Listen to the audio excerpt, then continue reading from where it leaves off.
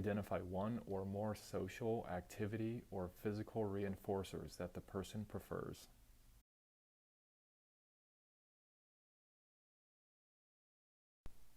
Identify and define one or more desirable behaviors to reinforce.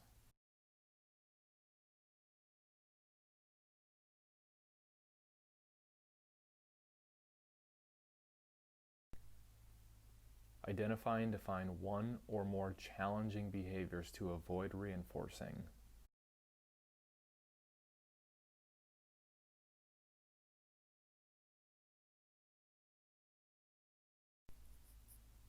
Next, you will determine schedule of reinforcement, frequent, random, or structured.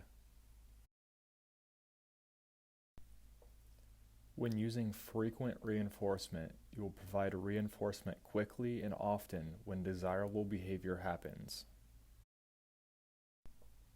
In the following video, you will see Teresa using frequent reinforcement with Shayna.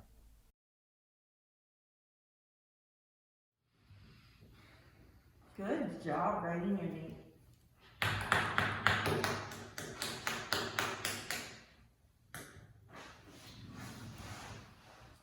Shayna, I really love the way you're writing your name on the paper. I like the color that you picked.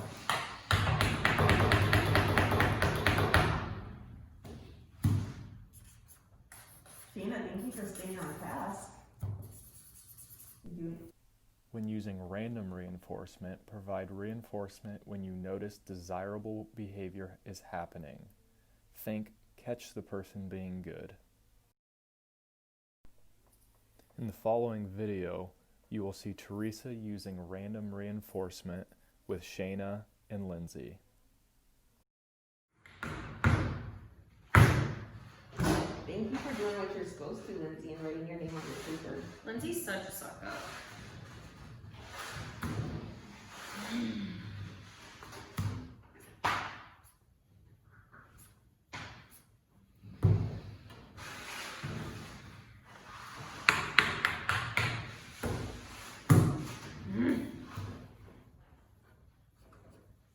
Good job, Shayna. Good job writing your name.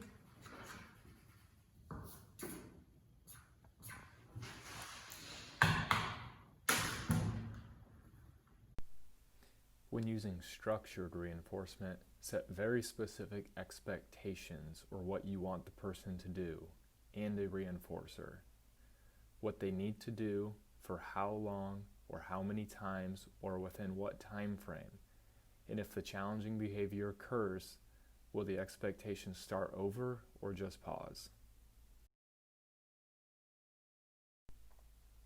In the next video, see Shayna using structured reinforcement on Teresa and Lindsay. Alright guys, so this afternoon we are going to do a writing activity. And I would like both Teresa and Lindsay, both of you guys, to go ahead and write your first name 3 times. Once you guys are finished with that, we can either go to the park or we can go swimming. So it'll be your guys' choice. That sound good?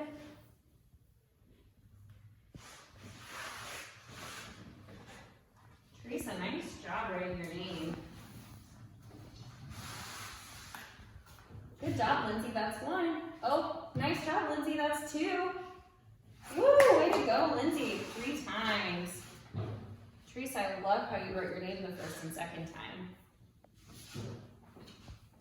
Remember, we have to write it 3 total times, and then we can either go to the park or we can go swimming.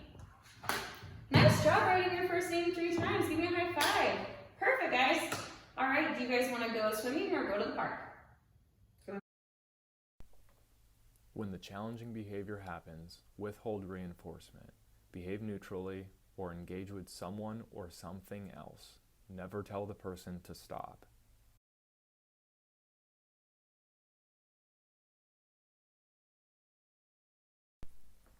When using de-escalation strategies, use help, prompt, or wait.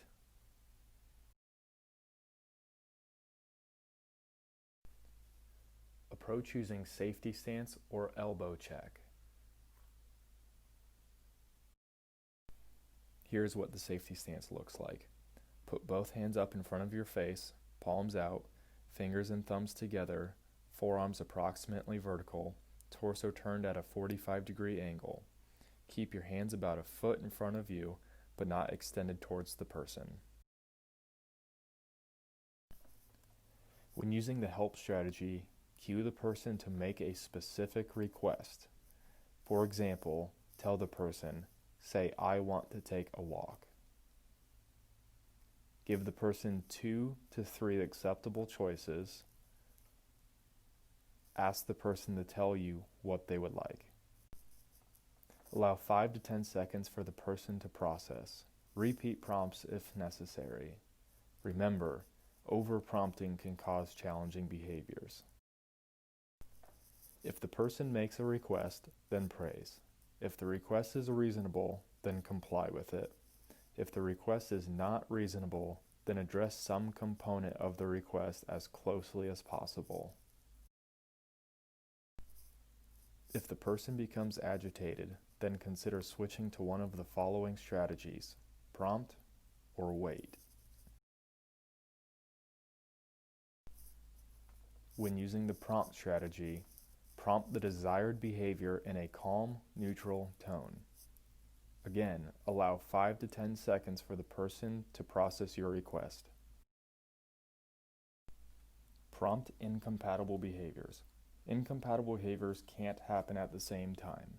For example, if someone is hitting their head, prompt them to clap. You cannot hit your head and clap at the same time. Praise any compliance. If the person continues to be cooperative, consider switching to the help strategy. If the person is non-compliant with the prompts, then identify a different behavior and start over. If signs of agitation increase, stop and consider a different strategy. If the person is not able to respond to verbal instruction, you may need to prompt using gestures or by modeling the desired behavior. When the help and prompt strategy appear to make the situation worse or are not working, consider using the wait strategy. Position yourself to be able to monitor the person without putting yourself at risk. Step back if necessary for safety. Avoid reinforcing the person's behavior unless they are exhibiting the desired behavior.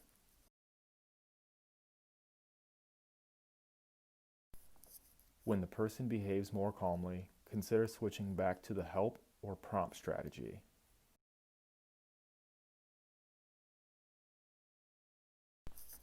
In all instances of challenging behavior, keep a neutral face and remain calm. Do not yell or tell the individual to stop. If you are not trained in safety care, do not make physical contact with the person. Be cautious of over-prompting and over-communicating during a challenging behavior.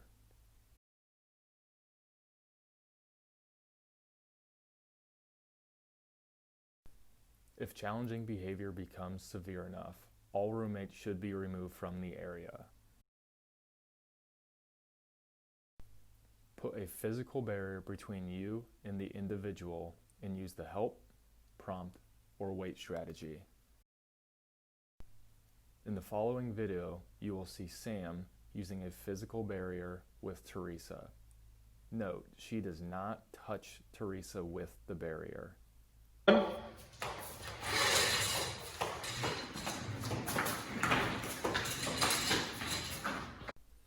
If someone is chasing you, do not run away, yell or scream. Tell them to stop, calm down, or go to their room. Do not threaten to call 911. If someone is running away from you, use the help, prompt, and wait strategies. If that doesn't work and you do not have eyes on the person, call 911 and on-call.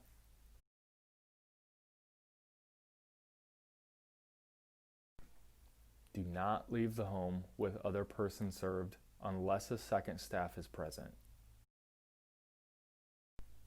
If someone is hitting, punching, kicking, or being physical, move yourself away from the situation and block further attempts with a book, pillow, binder, or something else that you can find. In the following video, you will see Sam use a binder to block a hit from Teresa. Note, she does not push Teresa with the book, simply blocks. If someone is choking you, protect your airway by tucking your chin in and placing your hands on the individual's body part that is choking you to secure your airway.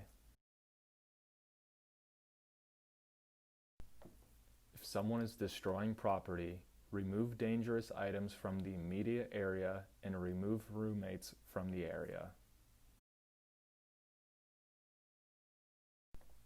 Do not use force.